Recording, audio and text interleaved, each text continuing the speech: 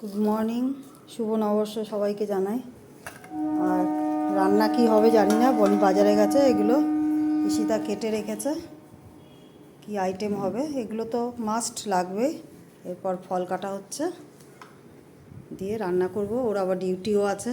এই যে দাঁত তুলেছেন আরেকজন। এই যে ইলিশ মাছ এসেছে। বনি অনেকদিন ধরে ইলিশ করছিল।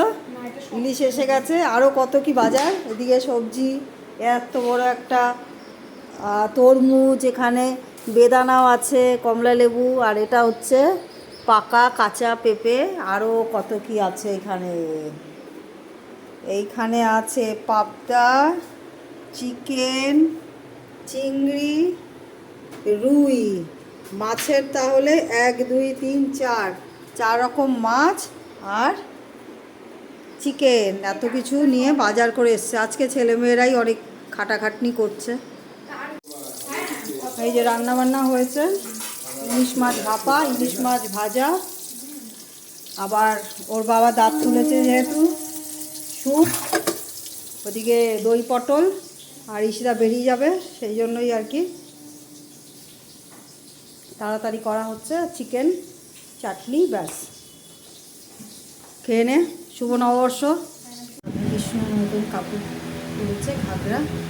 গোপাল ঠাকুরও পরেছে নতুন জামা, আমরাও নতুন জামা পরেছি। এই যে নতুন নাইটি পরা, ঠাকুররাও পরেছে।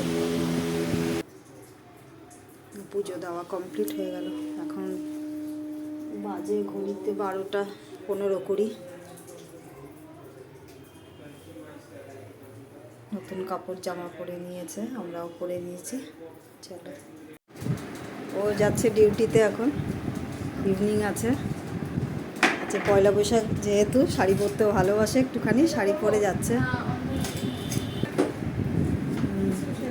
এই ড্রেসগুলো সব খুলে দিতে হয়। একটু সামনে লুকিংটা দেখি, একটু দূর থেকে নিই। এই তো বনিও পড়েছে নতুন। এই যে সবাই ওই পয়লা বৈশাখে তো সবাই সুতির জিনিসই পরে। ওর অফিসও চলছে।